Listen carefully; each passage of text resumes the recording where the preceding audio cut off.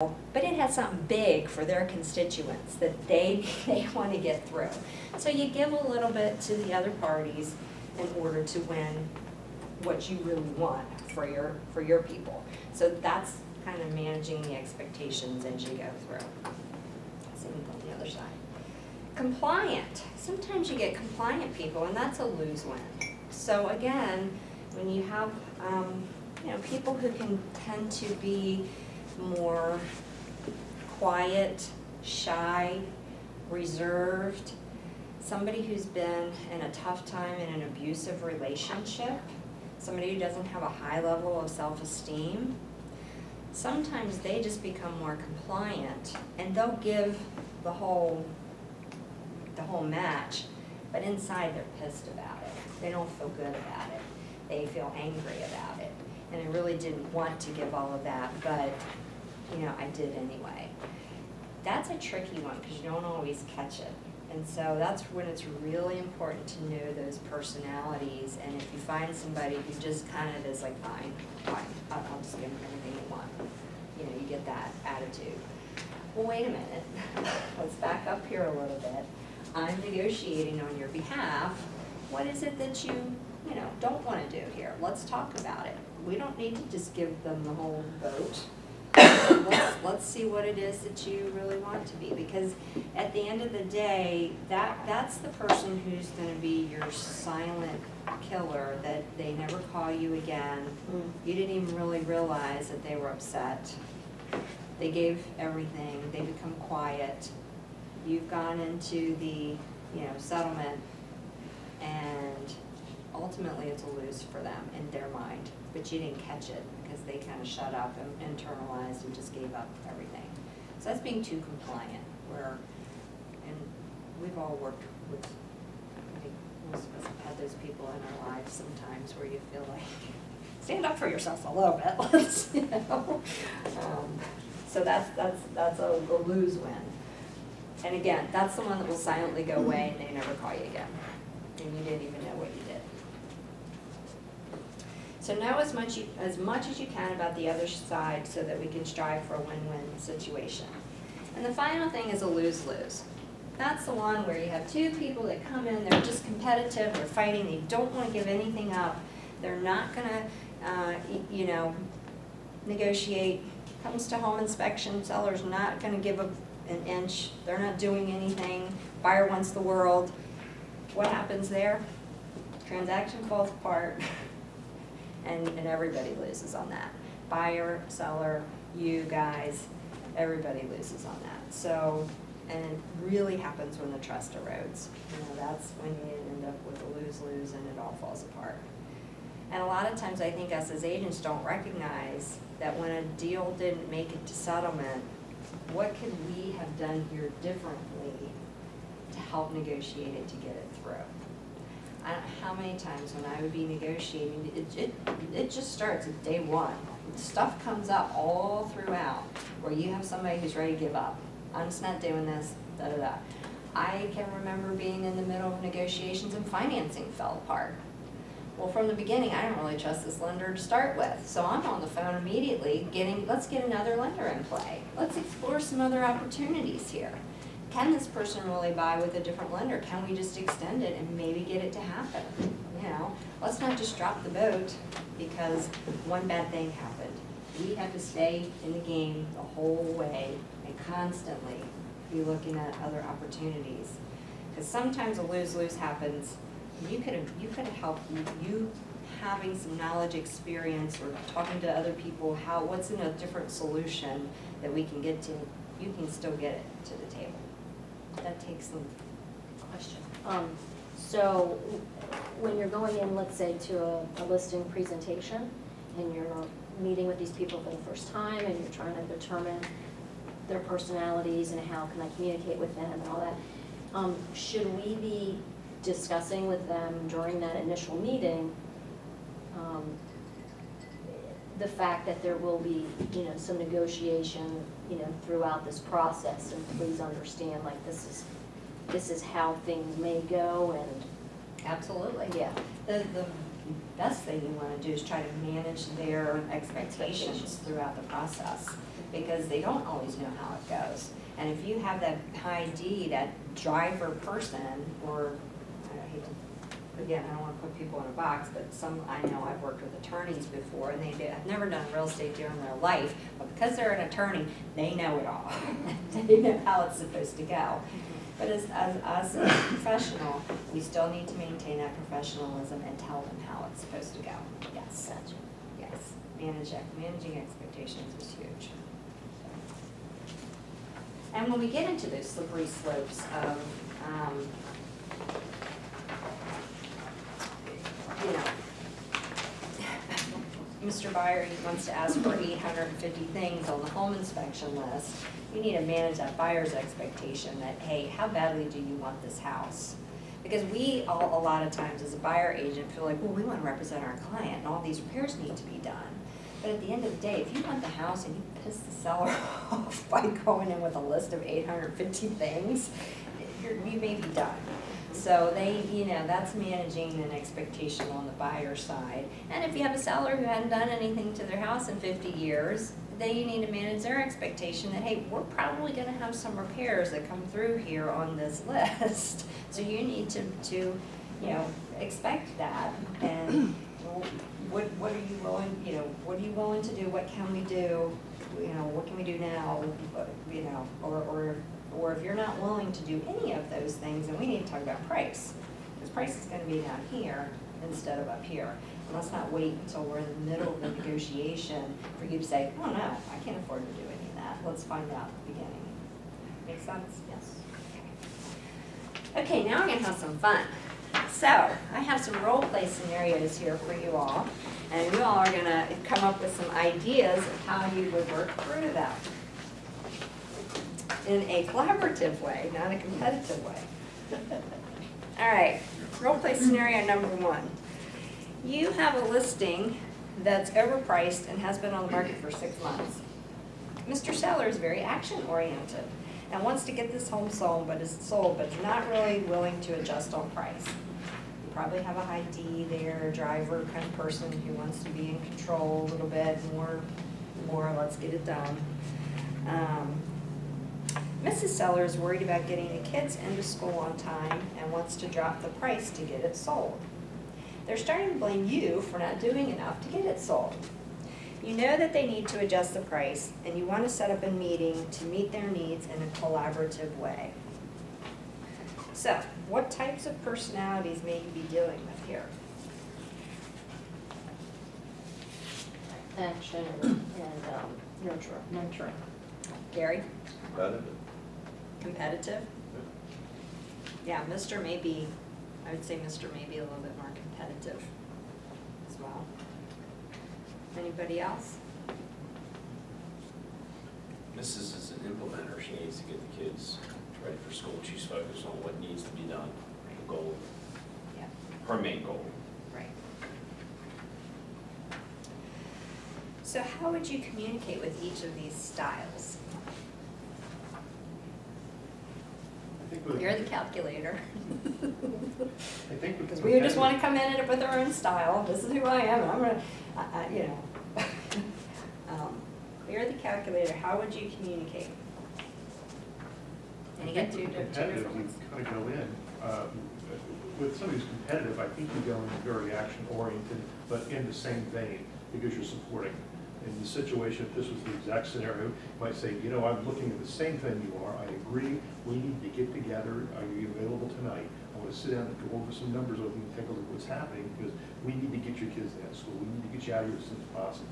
So you're competing, but you're competing not against them, you're driving forward with them, I think, and that's how I would approach it. So they're saying, well, you're action-oriented as well, because what people who I think are generally competitive don't like saying, when people who say, well, yeah, that's a real bummer, I don't know what to do, we can, we'll take a look, let's wait a couple more weeks, maybe a month. That's not the answer they're looking for.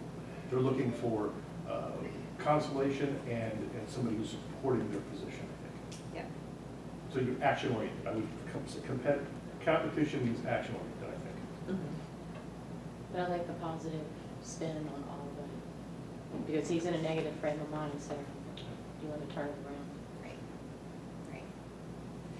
Maybe begin with the end in mind. Mike? That's where I was going with that. One of the small things that, especially in this exact scenario, that I found too was if you allow them to make, especially for people who are controlling or who want control or dominant or whatever, just even starting off with, even though we all know it's best to sit down and show comes in hand, I've had many times where I've said, hey, what's easiest for you guys? Get together on a mutual conference call, one work shift work, one works days, nights, whatever, and say, how is it best for us to get together? Do you want to meet in person? Because for the people who are confrontational, talking over the phone actually might be best for them to really say what they want, or vice versa, it can be easier for us. So starting off with a win of allowing them to control how the conversation is going to start, as far as meeting in person or over the phone. And then that sets them up for, oh wow, well Mike's making this convenient for us. I can't be there anyway. We can do a joint conference call. PDF, both of them, all the cons, and say, here's the reason for the sales reduction. You start off with a win by just pleasing them. Even though you really didn't make any progress yet on the goal, you start off positive. Right. Back at the beginning, when we talked about how you want to be communicated with. That's right. What's your best way to communicate You with? make them happy right from the get-go before you even got into it. I would caution not to do email though, in this situation. Oh, no, I just meant the PDF so they both can see it. No, Right. No, your actual talk is gotta be. Yes. Yeah. So I'm just gonna bring a couple of these things up here. So we're gonna ask how they want to be, ask how they would like to meet.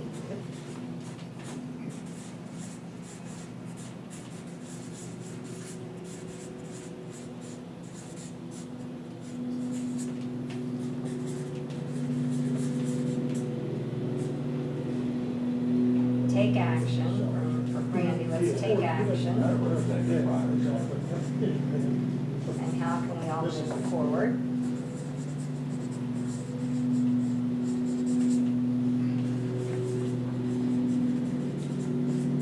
And I would remember this concern for your needs. So how can we all move forward to meet your needs?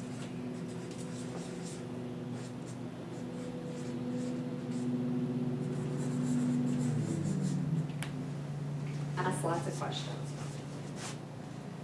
So working in a collaborative way, what might you say to them to get them to lower the price so they can get the home sold? Dwayne? In a case like this, I may let them know that I purposely subscribe to statistic information that could show trends. It's going to be exactly your scenario, your house, but you can see trends in your area, just to give a broader view. So show trends. Trends, we work in trends and windows and things. Of course, that's smart charts that we're talking about.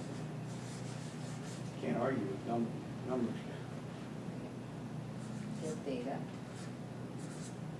Now, I would be careful with these two personality types to not give too much data.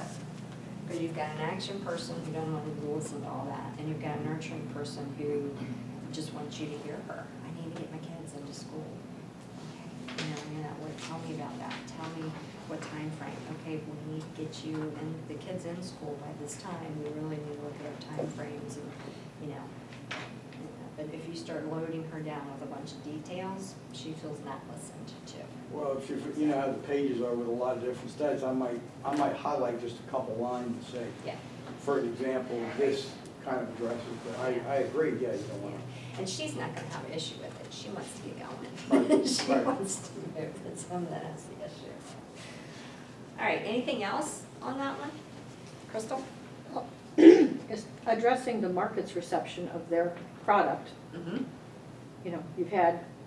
You've been on the market 6 months, you've had 24 showings, this has been the feedback. We've had no offers, the market is Market has rejected your rejected price. your, exactly.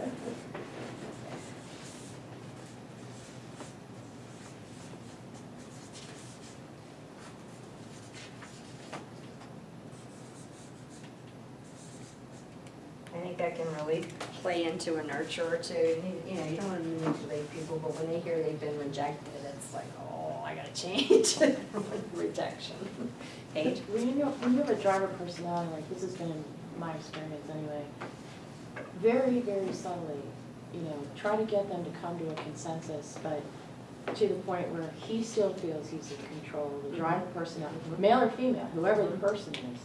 If they feel that they're still in control, then they're less likely to keep blaming you as the agent Right. and say, oh, this is wrong. But if you can arrive at a consensus and then they feel good about, well, I, you know, fixed her or did whatever, then you still end up at the same, you know, the same outcome. Right, we know we want to get the kids in school. Right. And we know you want to be in control of the price. What price do you feel like we need to be at so that we can make this happen? Sometimes though, at that point, there's something they're not telling you. You know, even if they said in the beginning, oh, we want this amount of money, something else may have come up. So I have asked before, has something changed with you guys in 6 months that has, you know, made your focus different? And that can be very revealing. Ask lots of questions. Right. Debbie, I think you have. I was just gonna comment that this reminds me of a rental transaction I was in where the wife really wanted to get into this particular rental. It was really expensive. It was beautiful, and the husband didn't wanna pay for it. So having them both in the room at the same time was great because they began to see how they were on the wrong side of each other. And then me helping each person work through what their individual objections were or what they could do to negotiate it. So like in this scenario, maybe saying, okay, so we know today that the price has been rejected by the market, so can we be in agreement that we should immediately drop the price to X? And then say, now, her goal is to get children moved by such and such a date. So can we set up a schedule, and every 4 weeks, if we have not had an offer, then can we agree to drop the price 15 grand? And then just get both of their buy-in on the process. At the beginning. But it's nice when you have the two competing persons in the same room so that they can understand each other's needs better.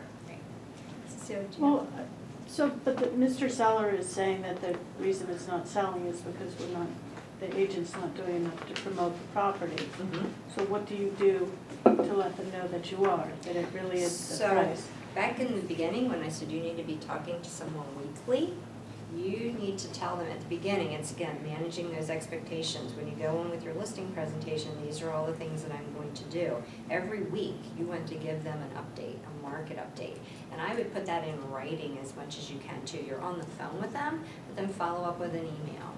Follow up with the, all the websites that you happen to be on. Follow up with the feedback. So if you really have been engaging them weekly, you can say, look, we've had your property, out to all of these people. I've, talked to you weekly about what we've been doing to help market your property. We're not getting any showings. It's out there, and we're not getting any showings. There's, sometimes people have an expectation, oh, if you put my ad in the Washington Post Yes. magazine, and then you may go back to some statistics like Dwayne said. Putting it in the Washington Post for a Frederick property is not gonna get their home sold. So they're, in their mind, well, you just need to spend more money putting it out there more. When you put it on the MLS, it's out there, so you can use your all of the sites that it's going to. It's been seen by, go into RE/MAX. RE/MAX has great charts to show how many people have seen this property and where it is. So I would go armed with data, if you can, to say, look, we've marketed it, this is how many exposures it's got. And if you've gotten a bunch of showings, you can say, I've done my job, I've actually brought 10 buyers through here. But they all rejected it, and none of them made an offer, which says, I've done my job, I brought buyers to you, but none of them made an offer, meaning they don't like the price. Gary? One thing I do with my sellers is, we're not finding buyers because of your price point. It's the way buyers are searching for homes.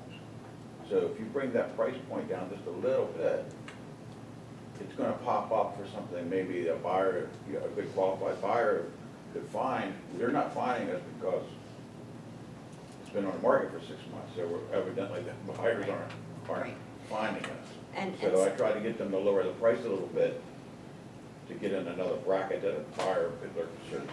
When you go and do your listing presentation on CMA Toolkit, or there's great information out on the NAR sites, but we have a CMA Toolkit that you can use, they really show a pyramid of if you're in this price range, you're gonna get 10% of the buyers. If you're in this price range, you're gonna get 60% of the buyers. If you're in this price range, you're gonna get 80% of the buyers. So, you know, take that pyramid back out even and show them, hey, we're in here because we're only getting 10% of the buyers. If you want more buyers, come through the door.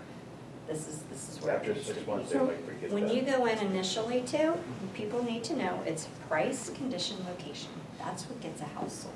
Price, location, condition. If you get it out on the MLS, it's marketed. Price, condition, location. They can't change location. That is what it is. Condition, they can change. They can do something about. And price, they can do something about. So you have that control person, they have control over the price and the condition. But if you don't change those two things, yeah, I don't care how much you market it, it's not gonna happen. So it's, part of it is, if you come to our listing class when we do momentum, there's a whole list of expectations that the seller needs to do as well as the buyer, you know, as we do, this is what you can expect from me, but this is what I expect from you too, Mr. Seller. And you need to keep the condition right and the price right. You're responsible for that. So part of it is getting those expectations managed at the beginning and gaining that trust. And the more trust you gain, the more likely they are to drop the price because they listen to you. So, Well, and relating to their emotion, you're asking them, how will you feel if it comes time for school to start and you haven't been able to move? And how will that affect your family? Right. And get them to think about, you know, how their bullheadedness is. I have a client like that, that don't work. Okay, we're There is no gonna, magic bullet. we'll go on to the next scenario here. Sandy, it's 11 o'clock. I know it's 11 o'clock, so for any of you guys who have to leave, but we have a couple more scenarios that we can continue to go through, but anybody who has to leave, we want to be appreciative of your time. And then ask how they will feel. I like that one. Ask how they will feel.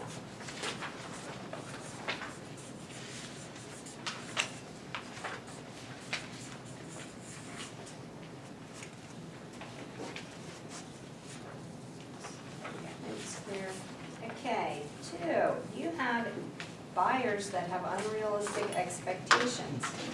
Their wants are more than their purchasing power. Would we say that's a champagne taste on a beer budget? Mr. Buyer needs to have a specific plan of how the process is going to work. Mrs. Buyer just wants to get in a car and see properties. So what might you say to them to help them meet their needs within their budget? Pre-qualification. Hello, there you go, requalification. And you know, you want to work with a lender that you know, love, and trust as well, because some people will pre-qualify people that they're not comfortable. And that's when you get into that scenario of Mr.'s not really comfortable, even though we qualify, Mr.'s not really comfortable with this payment. So part of that buyer consult, again, you need to have a conversation. Okay, you qualify for $800,000, and this would be your monthly payment, and that, are you comfortable with that? Because if they're really not, the last thing you want to do is start looking at $800,000 homes when they really feel more comfortable in a $700,000 price range, you know? So again, part of our negotiation skill, so that it doesn't fall apart, because you got Mr. who's you're gonna go look at $800,000 homes and they're gonna be beautiful, and he in his gut is not comfortable with that. And so, you know, but obviously these are people who are here, they wanna go see $500,000 homes, but they can really afford $300,000 homes. So yes, pre-qualification. Any other ideas? In the scenario you just used where they're pre-qualify for 8, they're happier with 650. If they're looking at something that's 700 that suits them, they love, but they're gonna love, we really wanna stay at 650, I think then that's where you bring forth, well, what are the difference in monthly payments? Is that what you're concerned about? Yes, we're really tight, well, you're talking $40 a month more for Right. that extra several $1,000s. Are you comfortable with that? Forget the 700 for a moment, but if it's a monthly payment, this is what we can do, and this is how much more you get for 20 months. So you might be able to negotiate or collaborate with them as to getting to the payment they're comfortable with, so they can get into that house. And another thing too that I think is important is when you meet with them in that buyer consult, have them really write out again, what are your have-tos? What are your absolute have-tos? Is it location? Do you have to be close to work? Because then maybe we've got to compromise on some stuff. Is it, I don't care how far I have to drive to work, I need my 2-car garage? What are the things that are non-negotiables so that we can get down to, and again, you're negotiating with your buyer at that point. What can we really afford? What's realistic? Too many times, I've seen agents, okay, we got a pre-qual, let's all go jump in the car and start looking at properties. He needs a detailed plan. She's ready to go do that, but you gotta meet somewhere in the middle because now we've all jumped in the car and, you know, we're not really, what are your true wants? What are your true needs? And you're gonna spend a ton of time showing a bunch of properties and you're gonna have to go back to square one. Let's really get it down to showing you just a few properties so we don't have to waste a lot of time and get you frustrated in the process.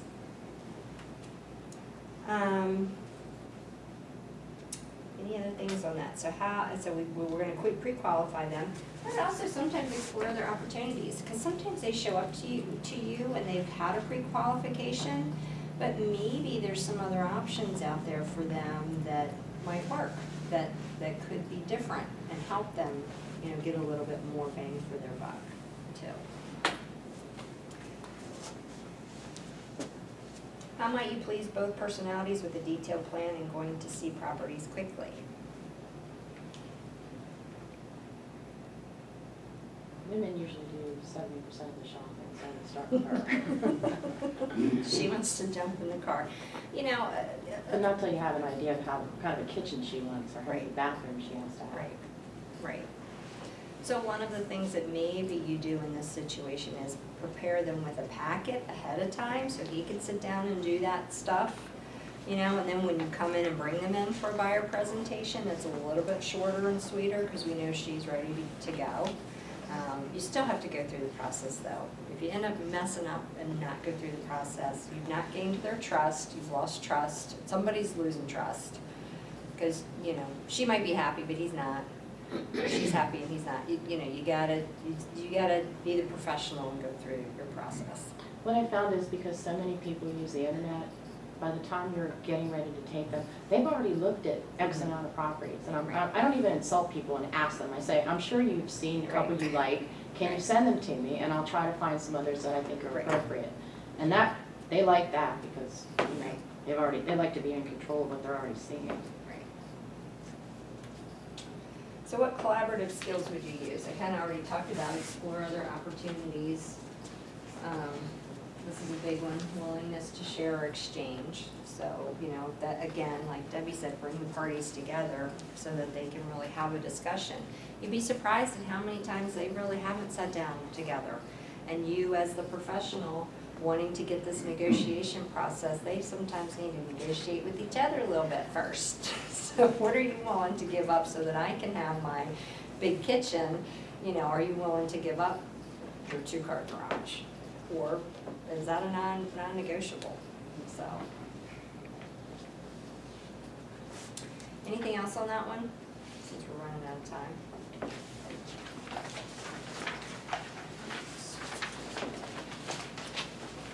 Okay, your buyers have finally found their home of choice. The property is overpriced, and based on your comps, the property looks like, based on your comps, and the property looks like it may need some repairs.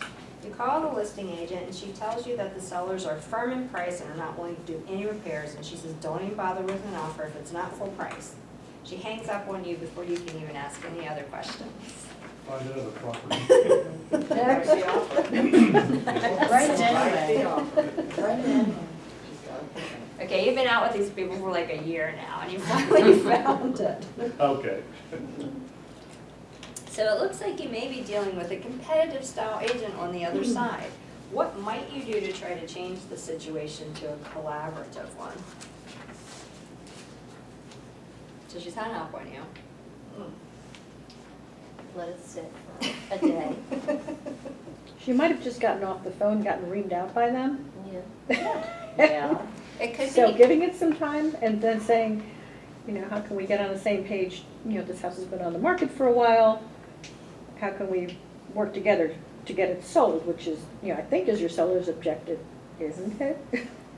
Yeah. and go ahead, Brandy. Oh, I was gonna say, you could, maybe not provide all of the information, not withholding things. You could talk to the buyers and say that you did have a brief conversation with the selling agent, and they've indicated they are only looking at full price offers at this juncture. That doesn't mean we can't go into something lower, but the indication is that's all they're going to do. So how do you feel? We're talking offering 10,000 less. Where are you at? And then and so we kind of feel the buyer out, let them know on the front end, without all the detail possibly, where you're at. Because I agree that at some point, this is the home they want, you're going to want to make a presentation. Even if the selling agent says no, you want them to decline your buyers, not you declining to offer for your buyers. Right. And what about an appraisal issue that comes in? So, you know, hey, you're always protected by the Yes, appraisal. exactly. So, you know, even if we go in a little higher than what you really feel 100% comfortable with, we're just starting the negotiations. Exactly. When we get to the point of, you know, the home inspection items, we may have a little more room to negotiate. We're gonna have an appraisal, so, you know, they may have to come down. We'll put an appraisal contingency in there to protect you, Mr. Buyer. A lot of times, when a seller has an offer in hand, it's very different. They may say something, but once they've been waiting all this time to get an offer, and they finally have something in writing, and this is where the seller agent on the other end should be saying, hey, we finally have something in writing, let's work with it, let's see if we can work with it, you never know, you know.